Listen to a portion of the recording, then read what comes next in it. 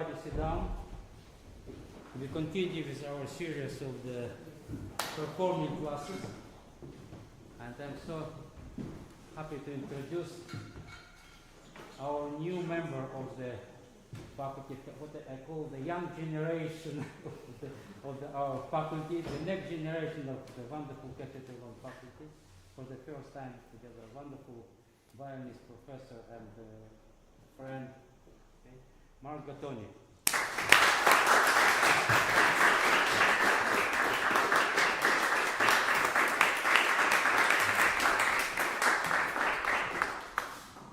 It has been really so lovely to be here this week. It's an incredible family of musicians and other people as well.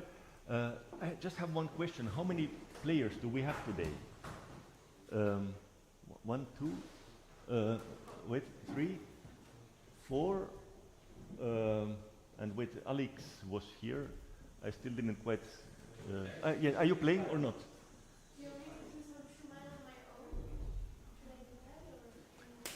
Well, actually, yeah, it's up to you. If you want to perform a little bit, I mean, it's so long, so small part. But let's see, if 4 people is not enough. Wait, somebody is missing. There could have been 6 people. Alone. Yes. What about you? Are you? Yes, I'll play. You will play. Yes. Okay. Yeah. Just that. Yeah. Just that I know about how long we do, but yeah. Pietro or Ichak, do you have a sort of idea what's coming? I don't even remember now which pieces we are doing. Yeah. They present themselves. Okay. They say what they play. Yeah. Okay. Maybe one thing first, because there were already several performance classes, and each one I think is a little bit different.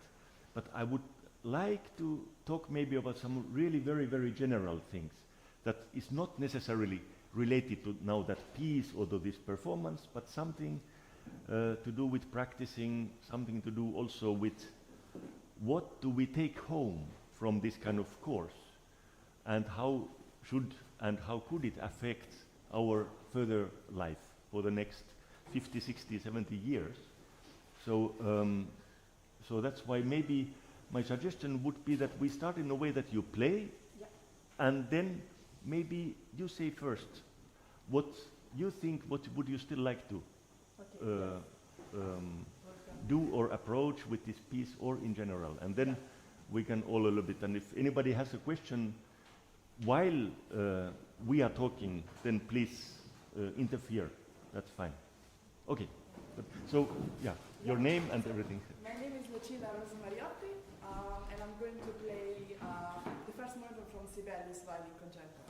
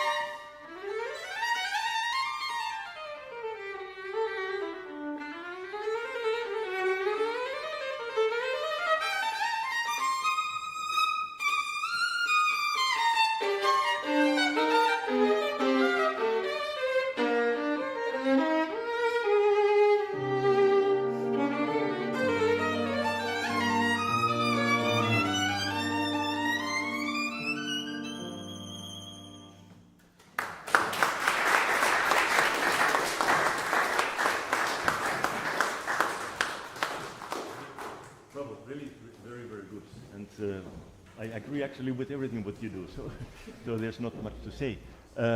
Of course, you have so much repertory here, Yes. so it's clear that if you just perform this, you would still have more time to prepare, and so. But I would still like to hear, of course, you know, some small mistakes, Yes. but just because you didn't have enough time now to prepare. But what, in general, is something that you think that you would need to make better or differently or anything? I mean, the first thing I noticed, I didn't vibrate the second note. I realized immediately. I could have taken more care of that. And then maybe sometimes more line, because it's very easy to get stuck with just the technical side, while I feel like it's got very long lines. So Yeah. creating But maybe is it more. just for this piece or the same thing with other pieces as I mean, well? I don't know, maybe taking care of the small note is kind of, it happens a lot in every piece, so I would Yeah. say it's always important. It's very easy that to just forget some parts where it shouldn't happen. But yeah, I mean, it's kind of a general thing actually, both things. Yeah. I would say. Okay, one thing about that. Yeah. If you want to have a, I don't know, maybe you want to have a similar quality of the second note as in the first one. So I think before you play, way before you start, the first note has to be there. Yeah. Boom, boom.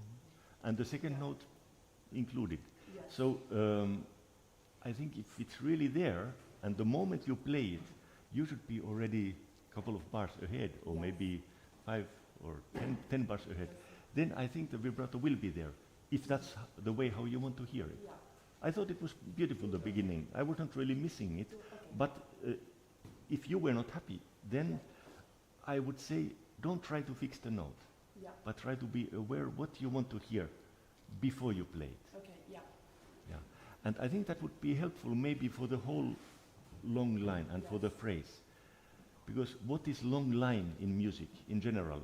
It's hard to describe what is long line.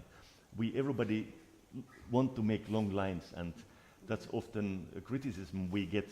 Even chamber music partners said, "But can you create a longer line?" How? It's should I pull the bow longer? It's only that long. Yeah. So I think a lot has to do with hearing in advance. In advance, anticipating what you want to hear. Where are you going? Yeah. Because if you know sort of the end of the phrase, then every note we play actually happened already. Yeah. And we are creating the next phrase already. Yeah. If you want, maybe just try once the beginning, and my request would just be now, don't try to play well. Okay. Don't try to play well, but it's there, and you have 4.5 bars. Yeah. Time to play that first note. Yeah. And when you finally play it, it happened a long time ago. Yeah. And just keep going, and maybe all the way feel ta-dam until the very end, Okay. before the ta-dam happens. Okay. So be at the end of your phrase. Yeah.